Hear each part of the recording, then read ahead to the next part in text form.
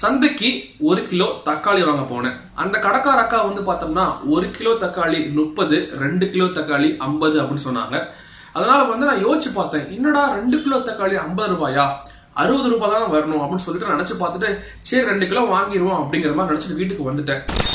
சந்தையில நடந்த அந்த ஒரு சம்பவத்துல என்ன நடந்துச்சு அப்படிங்கிற மாதிரி நான் வந்து என்னுடைய 7ஆம் அறிவை பயன்படுத்தி யோசிச்சு பார்க்கும்போது 1 கிலோ தக்காளி வாங்க போன என்ன 2 கிலோ வாங்கினா 10 ரூபாய் லாபம் உனக்கு அப்படிங்கிற மாதிரி வந்து பார்த்தோம்னா ஒரு உணர்வை எனக்கு கொடுத்து 2 கிலோ 60 ரூபாய் விற்க வேண்டிய இடத்துல 10 ரூபாயை கம்மி பண்ணி, அதாவது அவங்களுடைய ஒரு லாபத்தை அவங்க கம்மி பண்ணி அவங்களுடைய விற்பனையை வந்து அதிகப்படுத்திக்கிறாங்க.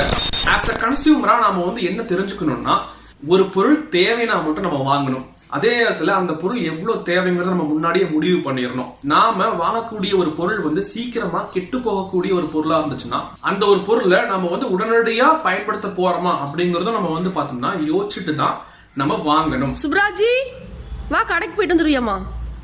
இருங்க, கொஞ்சம் கடைக்கு போயிட்டு வந்துடுறேன்.